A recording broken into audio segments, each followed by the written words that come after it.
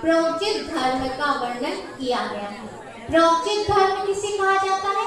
मतलब त्यागा हुआ धर्म। जिस धर्म को त्यागना हो उसका वर्णन किया गया है। क्या है, कौन सा धर्म है जो त्यागने योग्य है? इस संसार में जितने भी धर्म हैं, जितने भी संबंध हैं, वह सब त्यागने योग्य हैं। जैसे कि माता पिता का संबंध है, वह आज नहीं तो कल छूटेगा ही। पति पत्नी का संबंध है, वह भी आज नहीं तो कल छूटेगा ही। गुरु शिष्य का संबंध है, जितने भी इस संसार में संबंध है वह सब त्यागने योग्य है।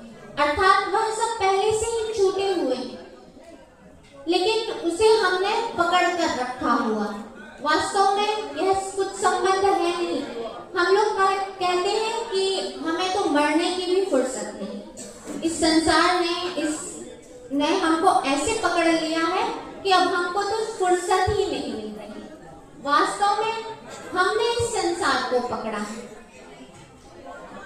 जैसे कि जो बंदर पकड़ने वाले होते हैं वो क्या करते हैं, एक घड़ा रहता है, उसका जो मुंह रहता है वो छोटा रहता है, और उसको क्या करते हैं, उसके अंदर चने फुला के उसमें भर देते हैं और उसे गड्ढा करके मिट्टी में गड़ा देते हैं। और जब बंदर आता है और चने के लिए जैसे ही उस घड़े में हाथ डालता है और मुट्ठी में जैसे ही चने को भर लेता है और फिर वो खींचने का प्रयास करता है, लेकिन जब मुट्ठी बंध जाती है तो उसका हाथ उसमें फंस जाता है और बंदर को ये लगता है कि मेरा हाथ किसी ने पकड़ लिया, और वह बंदर पकड़ने वाले की मदारी के पकड़ में आ जाता है।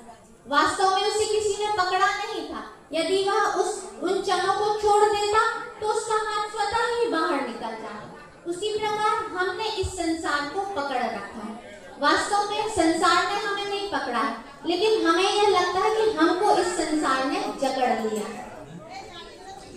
तो इसमें प्रोक्चित धर्म का वर्णन किया गया है और इसे आज नहीं तो कल त्यागना ही पड़ेगा।